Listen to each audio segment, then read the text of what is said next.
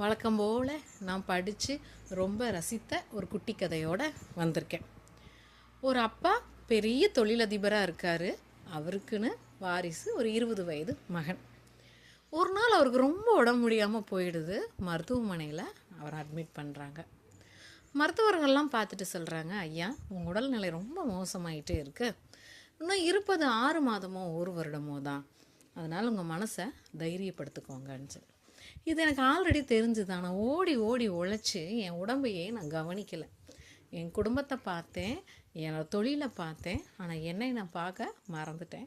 அதனால் என்ன என் கடமைகள் எல்லாம் பூர்த்தி ஆயிடுச்சு அப்படின்ட்டு அவர் சரின்னு சொல்கிறார். உடனே அவர் 20 வயது மகனை அழைக்கிறார். தம்பி இங்கே பாரு, அப்பா எத்தனை நாளைக்கு உங்க கூட வர முடியும்னு எனக்கு தெரியல. நான் விட்டுட்டு போகிறது உன்னையும் என் தொழிலையும் தான். என் தொழில் எப்படியும் வளர்ந்துரும்னு நம்பிக்கை இருக்குது. ஏன்னா அந்தளவுக்கு நான் தொழிலை வளர்த்திட்டேன். ஆனால் உன்னை நான் வெறும் 20 வயதுலேயே விட்டுட்டு போகிறேங்கிற கவலையாக இருக்குடா தம்பி அப்படின்னு சொல்கிறார். அப்பா உங்களுக்கு ஒன்றும் ஆகாதுப்பா, நீங்கள் ஏன்ப்பா இப்படிலாம் பேசுகிறீங்க, உங்களுக்கு எதுவும் ஆக நான் விட மாட்டேன் அப்படின்னு சொல்லி அப்பாவை இருக்க பிடிச்சிக்கிட்டு அழுகிறான். அப்பா சொல்கிறாரு, எதுவுமே நம்ம கையில் இல்லைடா தம்பி, நீ என்னை விடமாட்டேன்னு எனக்கும் தெரியும், இருந்தாலும் நான் போகும்போது நிம்மதியாக போகணும்னு ஆசைப்பட்றேன், எனக்காக ஒரு உதவி செய்கிறியான்னு கேட்குறாரு. சொல்லுங்கப்பா அப்படின்னு சொல்கிறான்.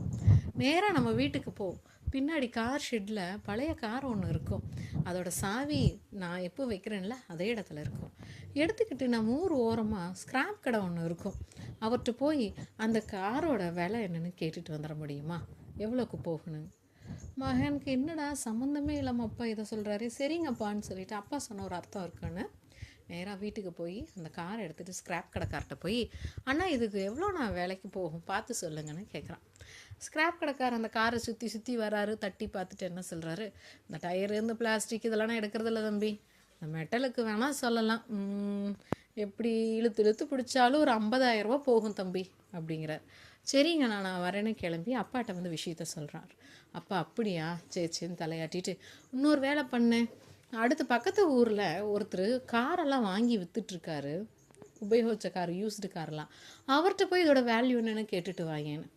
இவனுக்கு ஒரே குழப்பம், நம்மகிட்ட இல்லாத காசா, அப்பா ஏன் இதோட விலைக்காக இப்படியெல்லாம் போக சொல்கிறாரு, அது மாதிரி ஹாஸ்பிட்டலில் இருக்கிற சமயத்தில் நம்ம கூட அல்லவா இருக்கணும்னு யோசனை பண்ணிக்கிட்டே சரிங்கப்பான்ட்டு அவர்கிட்டையும் போய், ஐயா பார்த்து சொல்லுங்கள் இதோட வேல்யூ என்ன அப்படின்ட்டு. அவரும் பார்த்துட்டு, தம்பி பழைய மாடலாக இருக்குது, இழுத்து இழுத்து விற்கணும், ரொம்ப நாள் ஆகும், கொண்டாந்து ஷெட்டில் நிறுத்திட்டு போங்க, 1 மாதமோ 3 மாதமோ விற்று கொடுக்குறேன், அதிகபட்சம் 7 லட்சத்துக்கு விற்கலாம், 2 லட்சம் எனக்கு கமிஷன், உங்களுக்கு 5 லட்ச ரூபா, சரின்னா இப்போயே விட்டுட்டு போங்க, 1 மாதம் 2 மாதம் நான் கூப்பிட்டு அனுப்புகிறேன் அப்படிங்கிறார். அப்பாட்ட கேட்டு வரேங்கன்னு சொல்லிட்டு, அப்பா இவர் 7 லட்சம் போகும், 5 லட்சம் எனக்கும், 2 லட்சம் அவர் கமிஷனும் கேட்குறாருப்பான்னு. அப்பா அப்படியா, சரி ஒன்று பண்ணு, நான் சொல்கிற டவுனுக்கு போ, இந்த நம்பரில் இருக்கிறவரை கூப்பிட்டுட்டு நீ அவரை போய் பாருன்னு சொல்கிறாங்க.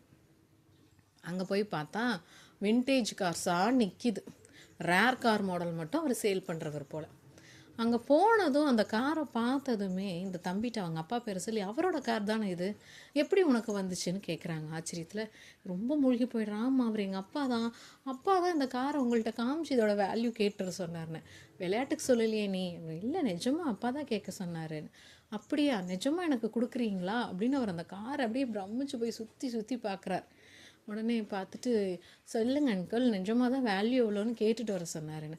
1.5 கோடி உடனடி ரெடி கேஷ் கொடுத்துட்டு போகிறியா அப்படின்னு அவர் கேட்குறாரு. இவன் அப்படியே ஆச்சரியத்தில் ஆடி போயிடுறான். இல்லை நான் அப்பாட்ட கேட்டு வரேன்ட்டு வேகமாக ஹாஸ்பிட்டல் போகிறான். போயிட்டு, அப்பா இங்கே என்ன நடக்குது எனக்கு புரியல, நீங்கள் ஏன் ஒரே விஷயத்த 3 இடத்துக்கு போய் கேட்க சொன்னீங்க, 3 இடத்துலையும் 3 விதமாக இருக்காங்க, முதல் இடத்துல 50,000 ரூபாய் சொன்னாங்க, இன்னொரு இடத்துல இதே காருக்கு 5 லட்சம் சொன்னாங்க, இப்போ அவர் 1.5 கோடிக்கு கேட்குறாரு, எனக்கு ஒன்றுமே புரியலப்பா, அப்படி என்னப்பா இருக்குது இந்த காரில் அப்படின்னு சொல்லி கேட்குறான். எதுக்காக இந்த சமயத்தில் என்னைய ஒவ்வொரு இடமா போக சொன்னீங்க, எனக்கு பிரமிப்பாக இருக்குதுன்னு சொல்கிறான். உடனே அப்பா சொல்கிறாரு, என்ன சொன்ன, ஒரே காருக்கு 3 விதமாக பேசுகிறாங்களா, அப்போ இதுலேருந்து நீ என்ன புரிஞ்சுக்கிட்டேன்னு கேட்குறாரு. அவனுக்கு ஒன்றுமே புரியல, என்னப்பா எனக்கு தலையே சுற்றுதுன்னு சொல்கிறான். அப்போ அப்பா சொல்கிறாரு, ஒரு பொருளோட மதிப்பு பொருளில் இல்லை, அந்த பொருள் இருக்கிற இடத்த பொறுத்துப்பா, அது மாதிரி தான் மனுஷனும், நம்ம எங்கே இருக்கோம் அப்படிங்கிறத பொறுத்து தான் நம்ம மதிப்பு இந்த சொசைட்டியில் அப்படின்னு. உடனே பையனுக்கு புரிஞ்சிருச்சு, அப்பா நமக்கு முக்கியமான லைஃப் லெசன் சொல்லி கொடுக்கறக்கு தான் நம்மளை இது மாதிரியான விஷயத்தை போய் பார்க்க சொல்லியிருக்காரு. அப்போ தான் ஆழ்ந்து யோசிச்சு பாருங்களேன், அதே பழைய காரு பழைய இரும்பு சாமானுக்கு போட்டால் 50,000, யாரா ஒருத்தருக்கு பழைய கார் விற்றா 5,00,000. அதையே அதை தேடி தேடி ரசித்து வாங்குற மக்கள்கிட்ட கொண்டு போய் சேர்த்துனோன்னா அது 1,50,00,000. ஒரே பொருள் ஒரே தரம், ஆனால் இருக்கிற இடம் மட்டும் மாறுது.